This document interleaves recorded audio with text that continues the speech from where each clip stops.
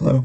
In this quick video, we're going to look at how we can find the mean and the median and the one variable statistics for a set of raw data using Geogebra. I have my Geogebra calculator suite open on my phone and linked to my laptop on the left side here. First and foremost, we're going to be using the graphing calculator on the left side. You can press the hamburger on the top left, which is the 3 lines, click on Switch Calculator, and then click on the graphing in the top left. Now, we don't need to graph this, so I'm going to slide up the graph. We don't need the graph. All right, the example says the miles per gallon rating for 30 randomly selected cars are shown below from lowest to highest. They want us to calculate the mean and the median. Well, since we have a set of values here, we can find the mean and the median in GeoGebra by entering the data values as a variable that we can define to be the set of numbers. We're going to use the curly brackets. We're going to enter in all of the data values with a comma separating them. The variable here is for the miles per gallon rating of the 30 randomly selected cars. So I'm going to define my variable to be MPG. So I'm just going to use MPG as my variable with the curly brackets and type in these data values. All right, on my computer screen, I'm going to click on ABC, which will allow me to get to the keyboard so I can see all of the values. Then I'm going to click on the 1, 2, 3, or the number entries, and I'm going to press equals. And I have to go back to the f of x entry to get the curly brackets or the set notation. And I'm going to go back to the numbers to get back to the numeral entries.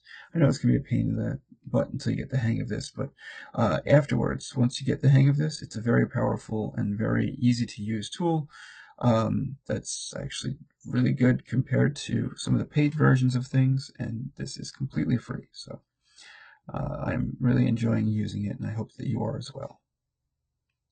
So I'm just entering all the data values in the order that's given on the screen, just because that's what's there.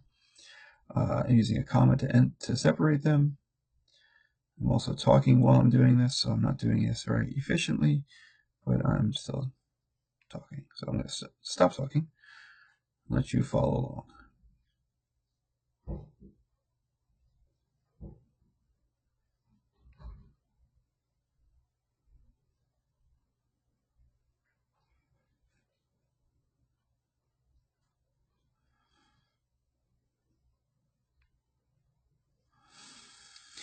All right, I've entered all the data values. So from here, I'm just going to press the enter in the bottom right. And that's defined my variable MPG to be the values. We can press the ABC button, and we can type in mean, open parentheses, and then type in the variable. If you are still following along and entering in your data values, feel free to pause the screen and catch up to where I'm at. Again, so we've just typed in MEAN, open parentheses in the bottom of the screen, typed in MPG or whatever variable we've defined, and we've got the mean here, 30.6 repeated.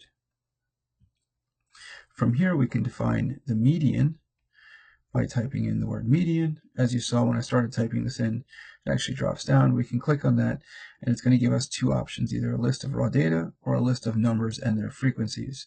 In this case, we're just going to do a list of raw data, and the raw data is MPG. Again, MPG was defined up top, so we can keep using that MPG. So that's the mean and the median. One other feature of GeoGebra is that we can click the 3 dots next to the MPG variable, and we can press statistics. And that will give us our 5-number summary. Let me remove my keyboard here. To give me my minimum, my quartile 1, my quartile 3, and my max. I already have my median, so it's not going to repeat that calculation, but it'll give me my 5-number summary for those data values. So here's how we can find the mean and the median, as well as the 5-number summary using GeoGebra.